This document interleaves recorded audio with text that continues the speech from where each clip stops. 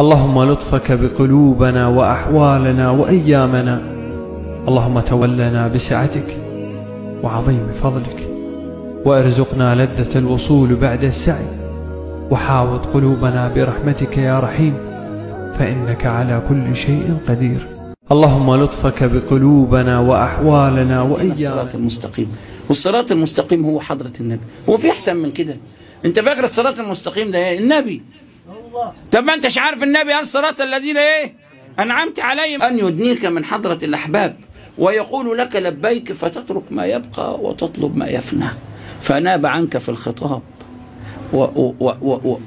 وأثنى على نفسه بنفسه، وحمد نفسه بنفسه، ومجد نفسه بنفسه، ثم لما فتح الباب ألهمك الصواب وتكلم على لسانك وألهمك الجواب، وفعل ذلك ونسبه إليك والفضل. لولا الله ما اهتدينا. هو إيه أعظم نعمة ممكن تكون في حياتك؟ فلوسك؟ يبقى أنت تشكر ربنا عشان الفلوس. طيب في عيالك؟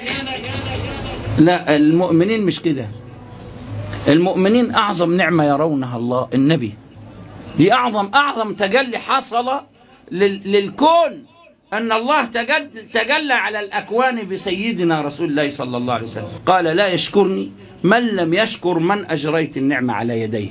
طب النعمة الإسلام مش أعظم النعم لديك ولا الفلوس والعربية والبيت والعيال ما دي عشان إحنا عايشين في المطب ده مش عارفين نشوف النبي. يهدينا الصراط المستقيم، والصراط المستقيم هو حضرة النبي. هو في أحسن من كده؟ أنت فاكر الصراط المستقيم ده إيه؟ النبي. طب ما أنتش عارف النبي قال صراط الذين إيه؟ أنعمت عليهم. أن يدنيك من حضرة الأحباب ويقول لك لبيك، فتترك ما يبقى وتطلب ما يفنى، فناب عنك في الخطاب